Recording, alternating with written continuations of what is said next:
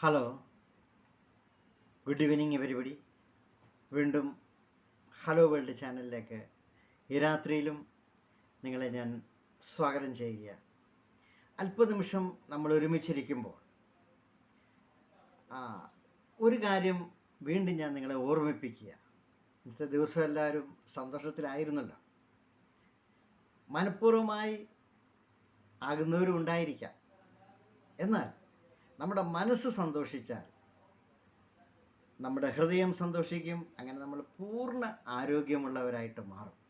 ഇന്ന് ഞാൻ നിങ്ങളോട് പ്രതിപാദിക്കുന്ന ഒരു വിഷയം സാമ്പത്തികത്തിനെ കുറിച്ചാണ്. പലരും പറയുന്ന ഒരു കാര്യമുണ്ട്, സമ്പത്തുള്ളവർക്ക് സമ്പത്ത് കൊടുക്കും, എന്നാൽ സമ്പത്തില്ലാത്തവർക്കൊന്നുമില്ല. അതിൻ്റെ പുറകിൽ ഒരു തിയറിയുണ്ട്. അതെന്താണെന്നറിയാമോ? സമ്പത്തുള്ളവർ സമ്പത്തിനെ സ്നേഹിക്കുന്നു, അവർ അതിനെ മാറോടണയ്ക്കുന്നു. ആവശ്യമില്ലാത്ത ഒന്നും അവർ ആ സമ്പത്ത് വിട്ടുകളയത്തില്ല.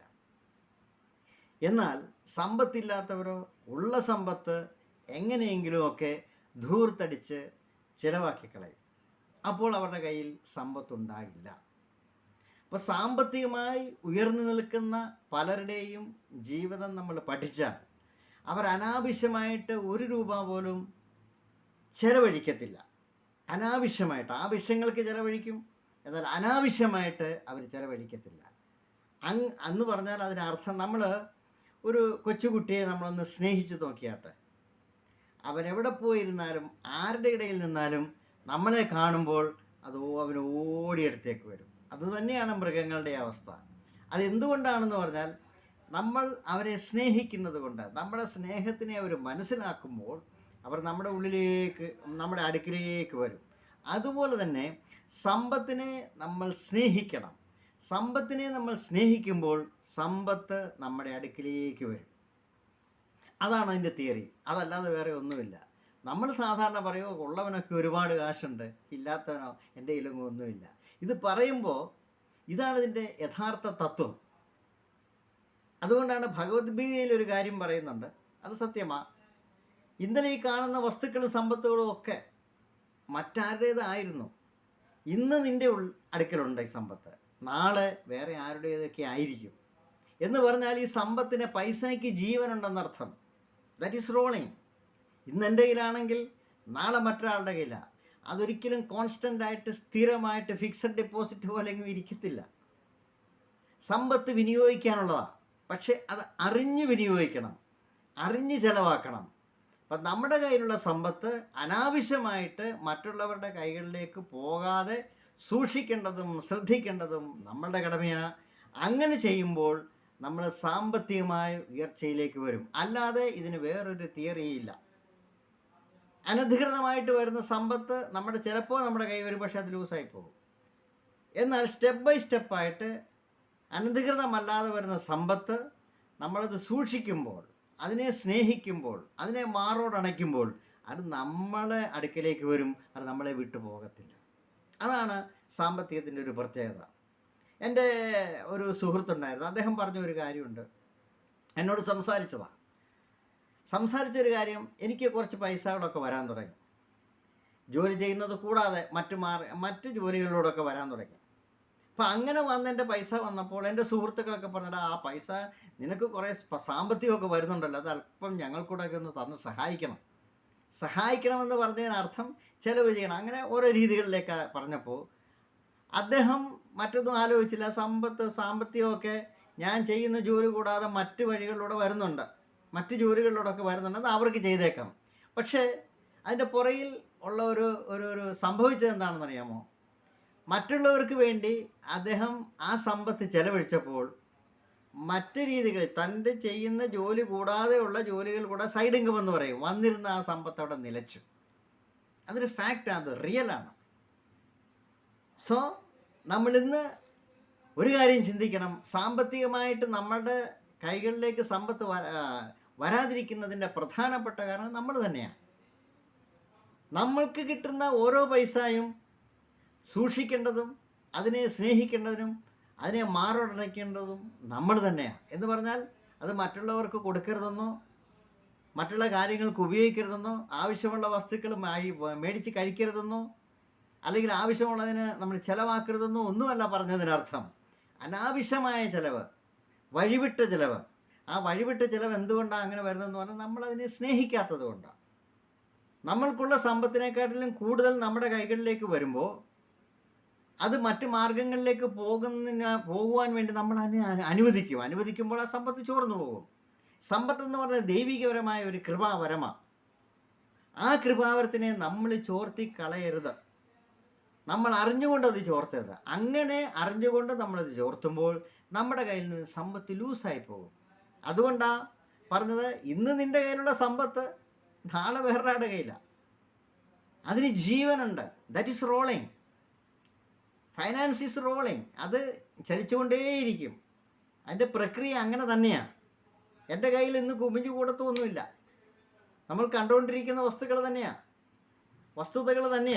സാമ്പത്തികമായി ഉയർന്ന നിലയിലുള്ള പല കുടുംബങ്ങളും തകർന്നു പോയി, പുതിയ കുടുംബങ്ങൾ വരും. അത് എന്തുകൊണ്ടാണെന്ന് പറഞ്ഞാൽ സമ്പത്ത് ദാറ്റ് ഈസ് റോളിങ്. അപ്പോൾ ഇന്ന് ഈ രാത്രിയിലും നമ്മളൊരു കാര്യം ചിന്തിക്കണം. നമ്മുടെ നാളത്തെ ദിവസം തുടങ്ങുമ്പോൾ തന്നെ നമ്മുടെ സാമ്പത്തികമായ അഭിവൃദ്ധിക്ക് വേണ്ട കാര്യങ്ങൾ നമ്മൾ ആലോചിക്കണം, അതിനെപ്പറ്റി ചിന്തിക്കണം, അത് ക്രമീകരിക്കണം. അത് അനാവശ്യമായി ലൂസാകാതെ നോക്കണം. സമ്പത്തിന് ജീവനുണ്ട്, പൈസയ്ക്ക് ജീവനുണ്ട്. That is rolling. അതെപ്പോഴും നമ്മുടെ മനസ്സിലുണ്ടായിരിക്കണം. അതിനെ മാറോടണിച്ച് ആ സമ്പത്തിനെ ഒന്ന് സ്നേഹിച്ച്, കുഞ്ഞുങ്ങൾ സ്നേഹിക്കുന്നതിൻ്റെ കൂട്ട് സമ്പത്ത് നിങ്ങളെയും സ്നേഹിക്കും. നിങ്ങളുടെ കൈകളിലേക്ക് സമ്പത്ത് ഒഴുകി വരും. പക്ഷേ സ്നേഹിക്കണം നമ്മൾ. അതിൻ്റെ ഒരു ക്രൈറ്റീരിയ, അത് അങ്ങനെ തന്നെ അത് നടക്കുന്നത്. നമ്മുടെ ചുറ്റുപാടുകളിൽ നിങ്ങൾ നോക്കിയാൽ അറിയാം. നമ്മൾ പറയാം ഒരു പിശുക്കന്മാരാണെന്ന് പറയും. പക്ഷെ അത് പിശുക്കന്മാരല്ല, അവരാ സമ്പത്തിനെ സ്നേഹിക്കുന്നത് കൊണ്ടാണ്. അപ്പോൾ അവരുടെ സമ്പത്ത് കുന്നുകൂടും. അങ്ങനെയാണ് ധനവാന്മാരുണ്ടാകുന്നത്. സമ്പത്തുള്ളത് കുറച്ച് എനിക്ക് തന്നുകൂടെ. അനാവശ്യമായിട്ടൊന്നും അങ്ങനെ സമ്പത്ത് വിട്ടുകളിക്കാനുള്ളതല്ല. അത് ദൈവികമായ കൃപാവരമാണ്.